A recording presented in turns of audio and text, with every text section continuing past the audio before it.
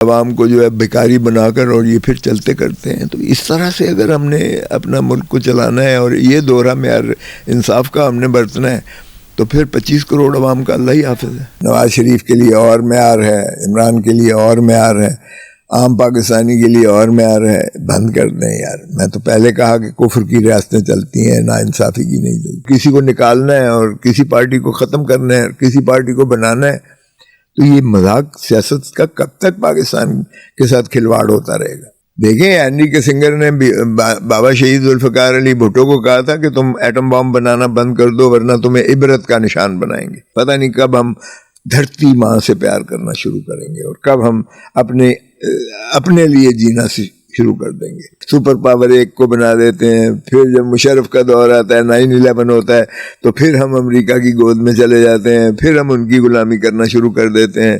مسلمان بھی عجیب ہیں, ہر چیز اللہ پہ چھوڑتے ہیں. او بھائی تم نے خود کرنا ہے یار. کبھی ماں کو بھی اس طرح کوئی لوٹتا ہے جس طرح ہم نے پاکستان کی تباہی کی ہے.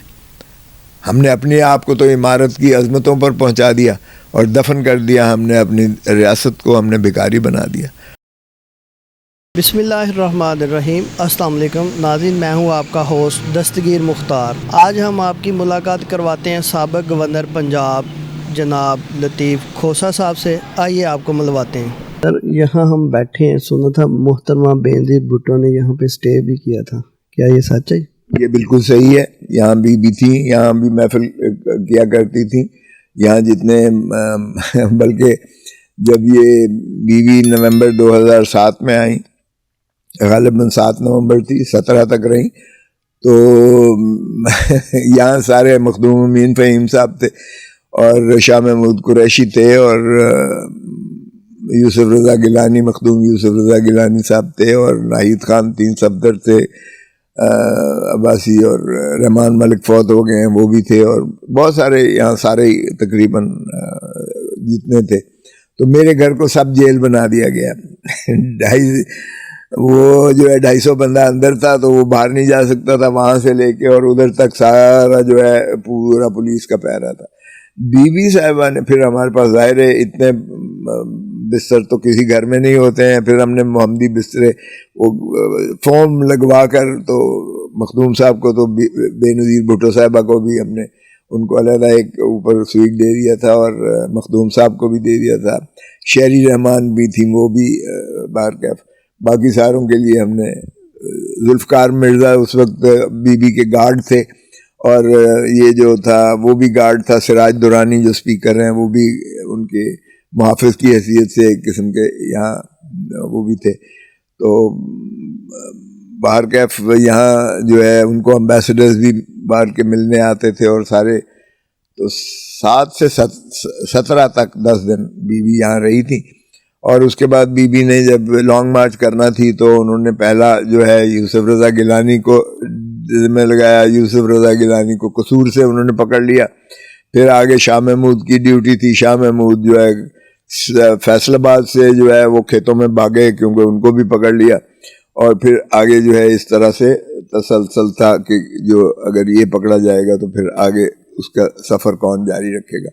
تو وہ اس طرح سے سفر جو ہے وہ جاری رہا اور بی کی لانگ مارچ کو یوں پورا کیا گیا. تو یہ ایک سفر ہے جو ایسا چلتا رہا. سر یہ بتائیے گا, آپ چیئرمین پی ٹی آئی کے وکیل بھی ہیں, آپ کو ان نون نمبر سے کالز تو آتی ہوں گی؟ نہیں, میرا اتنا وہ ایسا نہیں ہے. ان نون آتی ہیں تو میں اٹھاتا نہیں ہوں. ظاہر ہے کہ جو نون نمبرز ہوتے ہیں وہی اٹھاتے ہیں. نہ میرے پاس فون ہوتا ہے کہ, اور اگر میں فون ہی سننے لگوں تو پھر کوئی اور کام تو کر ہی نہ سکوں. تو میرے سیکٹری کے پاس ہوتا ہے. اگر کوئی ایسا میرا جو فیڈ ہوا نمبر ہوتا ہے اس پر تو وہ سن بھی لیتے ہیں, پیغام بھی آ جاتا ہے. ایسی مجھے کوئی ایسی دھمکیاں نہیں آتی ہیں. ہاں یہاں البتہ پھول جھڑیاں برسائی تھیں, فائرنگ ہوئی تھی میرے گھر پہ اور میرا ڈرائیور زخمی ہو گیا تھا اور گاڑی کو گولیاں لگی تھیں, یا وہ کبھی کبھی لفٹ میں مجھے سیریں کرواتے ہیں. باقی تو کوئی ایسی چھوڑیں, یہ چیزیں چلتی رہتی ہیں. یہ ہم عادی ہیں, یہ بھٹو کے وقت سے ہم نے دیکھا ہے, ہمارے ساتھ یہ ہوتا چلا ہے. انفارچونیٹلی ہم ابھی تک we have not grown up as a nation. جب ہم ول گرو اپ ایز اے نیشن تو پھر یہ بیرونی اثرات جو ہیں وہ پھر میرے خیال میں منہدم ہو جائیں گے. اور جب فریکچرڈ سوسائٹی ہوتی ہے، ضیاء الحق نے فکری انتشار جو ہمارے ذہنوں میں بھی اور طبقاتی کشمکش کی، پھر اس نے جو ہے سیکٹیرین اسٹرائف پیدا کی، کلاشنکوف کلچر لیا، وہ اب تناور درخت کی طرح ہماری سوسائٹی میں اس طرح سے وہ پیوست ہو گیا ہے کہ ہمیں اب کوئی چیز ہمیں بعید نہیں لگتی کچھ بھی نہیں ہمیں. یہ ہم سال ہر سال سے بلکہ کئی دہائیوں سے ہم اسی میں چلے آ رہے ہیں. کبھی ہم امریکہ کی جنگ جو ہے اپنی جنگ بنا لیتے ہیں، افغانستان میں ہم طالبان بناتے ہیں، ہم جو ہے وہاں جہادی بناتے ہیں، ہم رشیا کو ختم کرتے ہیں، سپر پاور ایک کو بنا دیتے ہیں. پھر جب مشرف کا دور آتا ہے، 9/11 ہوتا ہے، تو پھر ہم امریکہ کی گود میں چلے جاتے ہیں، پھر ہم ان کی غلامی کرنا شروع کر دیتے ہیں. یہ بڑی بدقسمتی ہے کہ ہم نے اپنے ہی لیے ایک عذاب پیدا کر دیا. اور پھر ظاہر ہے کہ جو آپ جہادی پیدا کرتے ہو یا طالبان پیدا کرتے ہو، تو پھر جب وہ ایشو ختم ہوتا ہے تو پھر آپ کے اپنے گھر میں جو ہے وہ شرارتیں شروع ہو جاتی ہیں، تخریب کاریاں شروع ہو جاتی ہیں. پتہ نہیں کب ہم دھرتی ماں سے پیار کرنا شروع کریں گے اور کب ہم اپنے لیے جینا شروع کر دیں گے. جب ہم دوسروں کی جنگ کو اپنی جنگ بنا لیتے ہیں، وہ کہاں سے جہاد ہے بھائی؟ جب آپ افغانستان کو ہم نے کھنڈر بنا کے رکھ دیا کسی اور کے اس پہ. اور یہ بدقسمتی سے ہمارے ساتھ نہیں ہو رہا ہے، یہ ساری مسلم امہ میں آپ دیکھ لیں، ان میں اسی طرح کی پہلے جو ہے اسلام سے خائف ہیں یہ قوتیں جو ہیں. اصل میں اللہ تعالیٰ نے تو انڈیا عزم کر رکھا ہے، دے رکھا ہے. اب ایک یہودی چھوٹی سی سیاست دیکھیں آپ، وہ کس طرح سے جو ہے وہ حماس کے اس ری ایکشن کے طور پر اس نے غازہ کو تباہ برباد کر کے رکھ دیا. ہزاروں کی تعداد میں اس نے 15,000 تو مار دی ہیں، جس میں 2/3 بچے ہیں جو ہسپتال کو نہیں چھوڑا ہے. اور مسلم امہ جو ہے وہ خواب خرگوش میں سوئی ہوئی ہے. ابھی تک ان کو غیرت بھی نہیں آ رہی ہے کہ ان کے بھی یہ بچے ہو سکتے ہیں، ان کی بھی عورتیں ہیں، ان کے بھی بوڑھے ہیں، ان کی بھی ماں باپ ہیں، ان کے گھروں ہستی کو جو ہے تباہ اور فنا کا کیا جا رہا ہے. اللہ کرم کرے ہمارے مسلمانوں پر، اللہ ہی رحم کرے. ہم انتظار کر رہے ہیں. وہ ایک کرسٹینا لیم نے لکھا تھا ویٹنگ فار اللہ. ہم بھی عجیب، مسلمان بھی عجیب ہیں، ہر چیز اللہ پہ چھوڑتے ہیں. او بھائی تم نے خود کرنا ہے، بسم اللہ سبحان اللہ الحمدللہ، بڑی اچھی بات ہے، ھذا من فضل ربی. لیکن خدا را اپنا اللہ تعالیٰ نے کہا ہے کہ جو قومیں اپنے لیے اپنا وہ نہیں کرتی ہیں، اللہ بھی ان کی مدد نہیں کرتا. سو آپ کو خود جو ہے جد و جہد کرنا پڑے گی، اور آپ کو ان چیلنجز سے جو ہے نا بردازمہ ہونے کے لیے آپ خود ہمت کریں گے تو ہی اللہ آپ کی مدد کرے گا. خسرو پرویز لائی صاحب ایک دعویٰ کر رہے ہیں کہ چیئرمین پی ٹی آئی سے جیل میں امریکی حکام کی ملاقات ہوئی. پنجاب حکومت اس بات سے انکاری ہے، آپ سر کیا کہیں گے؟ دیکھیں ابھی تو امریکی جو ہے امبیسڈر ملا ہے کل بادشاہ سلامت سے، ماشاءاللہ سپریمو جو ہے مسلم لیگ نون کے. اور یہ مجھے سمجھ نہیں آتی ہے، ابھی تک تو وہ سزا یافتہ ہیں. 10 سال ایک کیس میں سزا ہوئی ہے، 7 سال ایک کیس میں سزا ہوئی ہے. جائیداد کی ضبطی اور کرکی علیحدہ ہے. یہ کون سا دنیا کا قانون ہے کہ امبیسڈر ایک سزا یافتہ کو جا کے ملے، اور اس کو جو نااہل بھی قرار دیا جا چکا ہے تا حیات، اور نیب کے کیسز کی سزا کی وجہ سے بھی 10 سال کی نااہلی ان پر اطلاق ہوتا ہے. تو امبیسڈر امریکہ کا بھی مل رہا ہے ان کو، اور برطانیہ کی ان کو جو ہے ہائی کمشنر بھی مل رہے ہیں. تو کیسے یہ مل رہے ہیں مجھے سمجھ نہیں آتی ہے. اسی طرح جو ہے یہ لوگ جا کے دوسرا مل رہے ہیں. اسی لیے تو خان کہتا ہے، پی ٹی آئی کا چیئرمین کہتا ہے کہ یہ سازش امریکن سازش ہے جس سے انہیں نکالا گیا ہے. تو اس کی تو بیانیے کو اس کو تقویت پہنچتی ہے، وہ تو ثابت ہو رہا ہے. دیکھیں ہنری کسنگر نے بابا شہید ذوالفقار علی بھٹو کو کہا تھا کہ تم ایٹم بام بنانا بند کر دو ورنہ تمہیں عبرت کا نشان بنائیں گے. ہم نے ہنری کسنگر یا امریکہ کے خلاف تو کچھ نہ کیا. ضیاء الحق نے مولوی مشتاق کے ساتھ مل کے بھٹو کو پھانسی دے کے اور لحد میں اتار دیا. اب بھی ایک اسسٹنٹ سیکرٹری ہے ڈونلڈ ڈو امریکہ کا، ساؤتھ ایشین افیئرز کا، اس نے کہا کہ اگر عمران خان کو آپ چلتا کرو گے، پرائم منسٹرشپ سے نکال دو گے تو امریکہ تمہیں معاف کر دے گا. اور یہ سائفر جو ہمارے اسد مجید امبیسڈر نے بھیجا، ان کو یہ بات کی تھی. ہم نے اس کو چلتا کیا حکم نامے پر، اور ہم نے کہا مائی باپ ہم نے ان کو پابا سلاسل بھی کر دیا زنجیروں کے پیچھے اور سزا بھی کرنے جا رہے ہیں، تو کب تک ہم غلامی کرتے رہیں گے دوسروں کی، امریکہ کی؟ سو اس لیے مجھے نہیں پتا کہ کوئی ایمبیسڈر یا کوئی امریکن وہ ملا ہے یا نہیں ملا ہے، لیکن میری اپنی ذاتی خیال یہ ہے کہ دیکھیں یہ جو آپ لیول پلینگ فیلڈ کی بات کرتے ہیں، خدا رہا مت کریں مداخلت اس طرح سے۔ آپ نے ایک شخص کو لندن سے لے کر آئے، لندن سے آپ نے اس کو جو ہے ایمبیسڈر چھوڑنے جاتا ہے، آپ کہتے ہیں یہ چوتھی دفعہ وزیر اعظم بننے جا رہا ہے، بائیو میٹرکس جو ہے وہ ایئرپورٹ پر چلی جاتی ہیں، ہائی کورٹ کی بائیو میٹرک۔ ابھی آپ ان کو جب کوئٹہ میں جاتے ہیں تو سارے باپ کی لائن لگ جاتی ہے پارٹی کی، وہ ان کے ساتھ شامل ہونے جا رہے ہیں، اسی طرح باقی جگہ پہ بھی آپ یہی تاثر دے رہے ہیں، تو پھر کس لیے یہ ڈھونگ؟ اگر چوتھی دفعہ وزیر اعظم اس طرح سے آپ نے سلیکٹڈ لانے ہیں اور کسی کو نکالنا ہے اور کسی پارٹی کو ختم کرنا ہے اور کسی پارٹی کو بنانا ہے، تو یہ مذاق سیاست کا کب تک پاکستان کے ساتھ کھلواڑ ہوتا رہے گا؟ میرا نہیں خیال اس طرح سے پاکستان کی سیاسی استحکام آئے گا، اور اگر سیاسی استحکام نہیں ہے تو معاشی استحکام کبھی نہیں آ سکتا ہے۔ ملک اس طرح سے نہیں چل سکتے ہیں۔ معاف کیجیے گا، ہماری تیسری نسل تو ہم نے گروی رکھ ہی چکے ہیں، 3 نسلیں ہم گروی۔ اگر اس طرح سے اب کب تک ہم یہ بھیکاری بن کے دنیا کے آگے ہم ان کی خواہشات کے مطابق اپنے ملک میں حکومتیں بدلتے اور گراتے اور بناتے رہیں گے؟ تو یہ میرا نہیں خیال آج کل کے شعوری دور میں، جب عوام انٹرنیٹ کی عادی ہو گئی ہے، جب عوام کے پاس سوشل میڈیا بہت زیادہ وائبرنٹ ہے، تو یہ زیادہ دیر نہیں چل سکتا۔ خصوص صاحب، چیئرمین پی ٹی آئی کے جو کیسز چل رہے ہیں، کیا آپ کو لگتا ہے ان میں ان کو کوئی ریلیف ملے گا؟ 100% ملے گا، بالکل ملے گا۔ ان کے کیسز ہیں ہی نہیں ہیں۔ ایک تو کیس جو ہے وہ جس میں 3 سال سزا ہوئی ہے، اس کو میں نے معطل کروائی ہوئی ہے سزا بھی، اور وہ کیس بنتا بھی نہیں ہے۔ دوسرا سائفر والا کیس ہے، یہ تو دہلے سے جس نے بنایا ہے اسی کو شرم آنی چاہیے۔ پاکستان کی غیرت اور حمیت، 25 کروڑ عوام کی غیرت اور حمیت کا جنازہ نکالنے کے مترادف ہے۔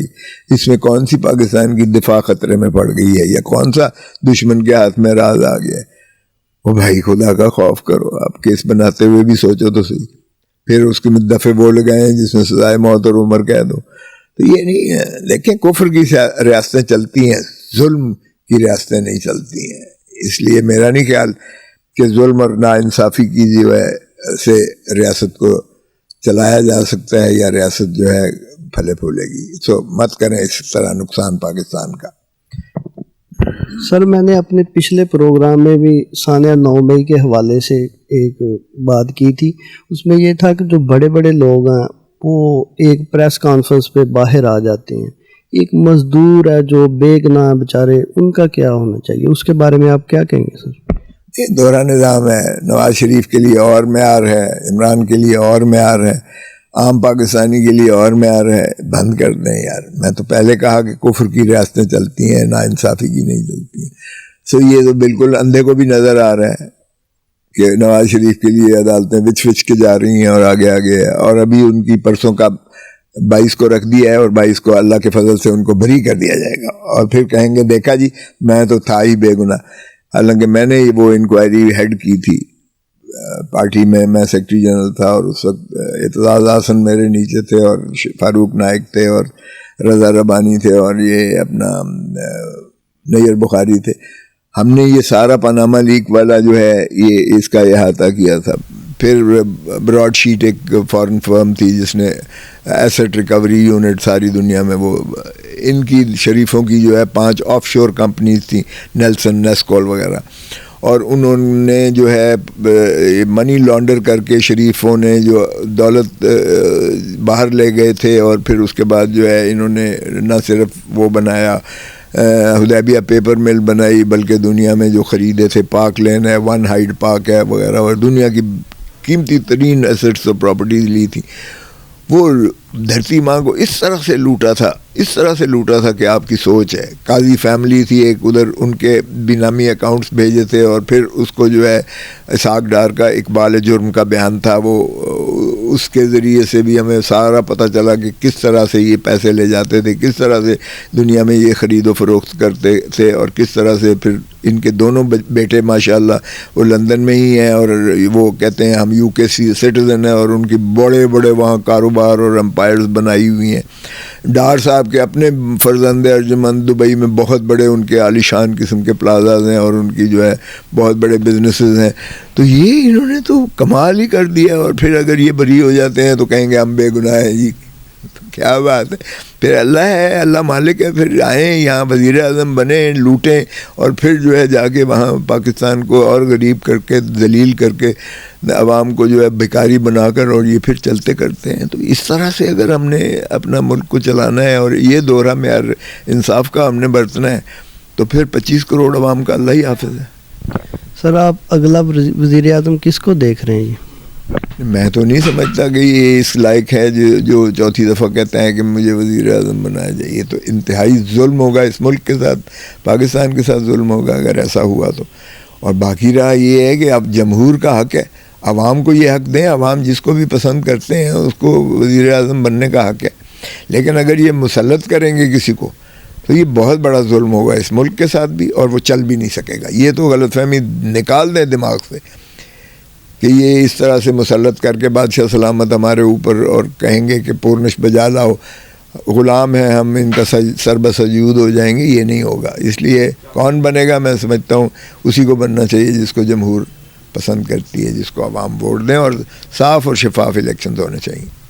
سر آخر میں پوچھوں گا آپ سے, آپ کس پارٹی کا اس وقت حصہ ہیں, پاکستان پیپلز پارٹی یا پاکستان تحریک انصاف؟ میں تو پاکستان کا حصہ ہوں. دیکھیں, میں جمہور کو میں چاہتا ہوں کہ ان کو حق ان کا ملا جائے. میں آئین کی بالادستی اور آئین پر عملداری چاہتا ہوں, اور رول آف لا, قانون کی پاسداری ہونی چاہیے.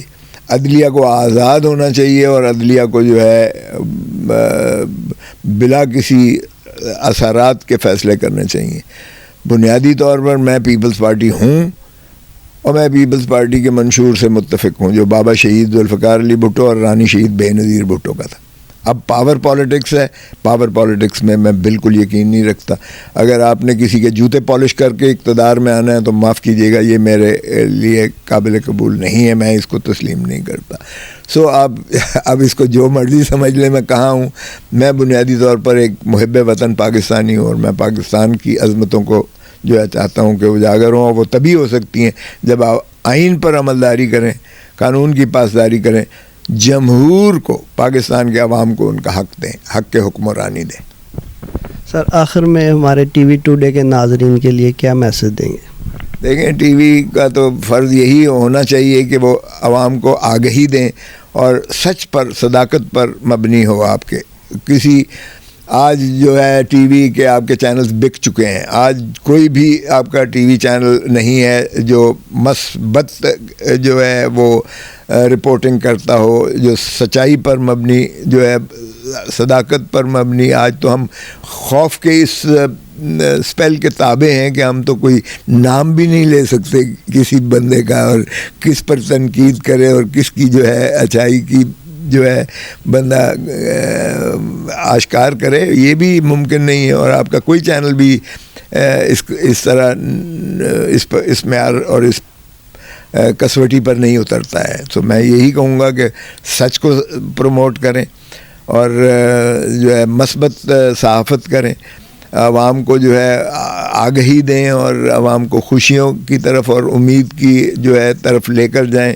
اور جو برائی ہے اس معاشرے کی, یا جس کی بھی برائی ہے, اس برائی کو خدا را آپ جو ہے مٹی نہ پاؤ, اس کو جو ہے چھپاؤ نہیں, اخفا نہیں کرو. اگر ان کی جو بھی عیوب ہیں, عیب ہے کسی میں, وہ آپ اشکارا کریں, بیان کریں, بتائیں, عوام کو آگہی دیں, عوام کو شعور دیں, عوام کے ساتھ جو ہے ہم آہنگی کریں, عوام کے ساتھ پیار کریں, دھرتی ماں کے ساتھ پیار کریں. یار کبھی ماں کو بھی اس طرح کوئی لوٹتا ہے جس طرح ہم نے پاکستان کی تباہی کی ہے. ہم نے اپنے آپ کو تو عمارت کی عظمتوں پر پہنچا دیا اور دفن کر دیا, ہم نے اپنی ریاست کو ہم نے بیکاری بنا دیا. سو میں یہی پیغام دوں گا کہ آپ جو ہے خوشیاں عوام سے بانٹیں, اور آپ عوام کو جو ہے سچ کی طرف سچی بات کریں, اور اس میں جو ہے کوئی ایسی چیز نہ کریں جس میں عوام کو گمراہ کیا جا سکے یا گمراہ کرنے کے مترادف ہو۔ سر بہت شکریہ، آپ نے ٹی وی ٹوڈے کو وقت دیا۔ ناظرین یہ تھا آج کا شو، انشاءاللہ آپ سے ملاقات ہوگی اگلے پروگرام میں، تب تک کے لیے اجازت دیجیے، اللہ حافظ۔